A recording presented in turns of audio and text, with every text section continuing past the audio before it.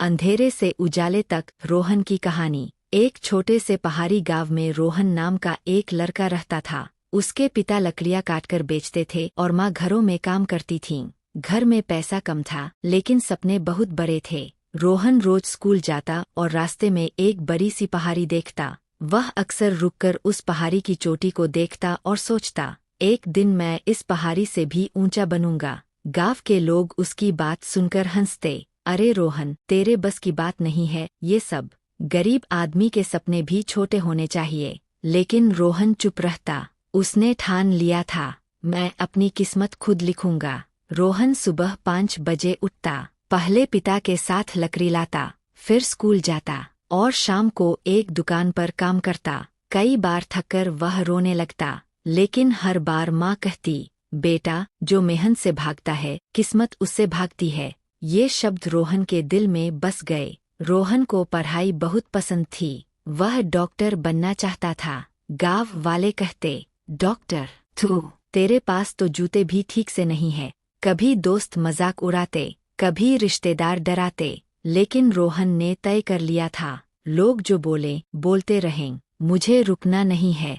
एक दिन दुकान के मालिक ने उसे बिना वजह निकाल दिया। उसी दिन पिता बीमार पड़ गए। घर में खाने तक के पैसे नहीं थे। रोहन छत पर बैठकर रोने लगा। उसने ऊपर आसमान की तरफ देखा और बोला, हे भगवान, अगर मेरा सपना गलत है तो मुझे रोक दो, और अगर सही है तो मुझे ताकत दो। उसी रात माँ ने अपनी पुरानी चूड़ियाँ बेच दीं और रोहन को किताबें दिला दीं।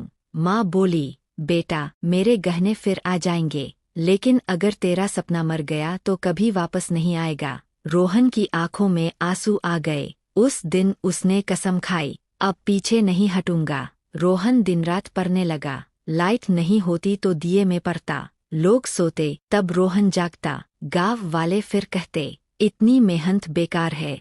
लेकिन रोहन ने उनकी आवाजों को अपने दिल तक पहुंचने ही नहीं दिया। कई साल बाद रोहन ने एक बड़ा एग्जाम दिया। रिजल्ट वाले दिन पूरा गांव स्कूल के बाहर खड़ा था। जब लिस्ट लगी तो सबकी आंखें फटी रह गईं।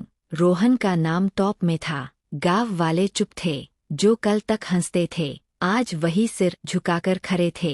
रोहन डॉक्टर बन गया और सबसे पहले उसी गांव में एक छोटा सा क्लिनिक खोला। वह बोला, जिस गांव ने मुझे ताने दिए, उसी गांव को अब मैं इलाज दूंगा। जिंदगी में अगर आप कुछ बड़ा करना चाहते हो तो लोगों की बातें आपके रास्ते में आएंगी ही, लेकिन याद रखना, जो सुनता नहीं वही आगे बढ़ता है।